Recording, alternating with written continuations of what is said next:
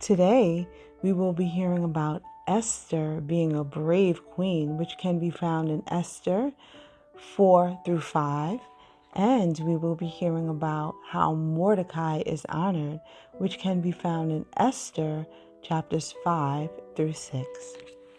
Never before had the Jewish people faced such annihilation. When Mordecai learned of the decree, he tore his clothes and put on sackcloth and ashes. He sent a message to his cousin begging that Esther plead their case before the king. Esther was terrified. To go before the king without a summons was punishable by death. Only if the king held out his scepter would the person be spared. But Mordecai sent another message saying, "You must help the Jews or God will be angry. Maybe he made you queen precisely so that you can save his people." Esther was scared but made up her mind to go to the king.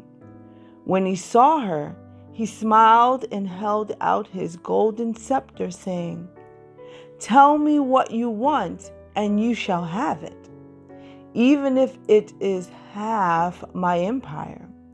Esther could not bring herself to ask the king there and then.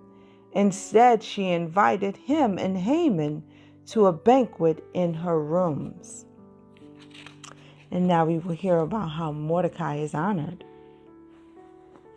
Haman was feeling pleased until he passed in front of Mordecai. The Jew still refused to bow. When his friends saw how furious he was, they suggested that he build a gallows, then asked the king the next morning to have Mordecai hanged. That same night, the king couldn't sleep, so he sent for the official records of the kingdom. Maybe that would help. As he was reading, he came across the account of how Mordecai had saved his life, and his officials confessed that he had never been rewarded. So Haman arrived early at the palace that morning. King Xerxes then asked him, "There is someone I wish to honor. What should I do for him?"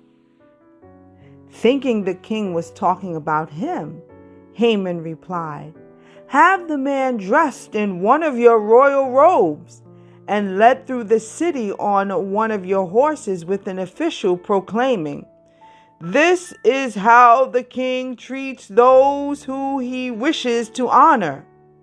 He got a dreadful shock when the king told him to send for Mordecai. And he realized that his hated enemy would be the one honored in the very way he had suggested. Next time, we will hear about how Haman is punished, and we will hear about how the children of Israel needed to arm themselves.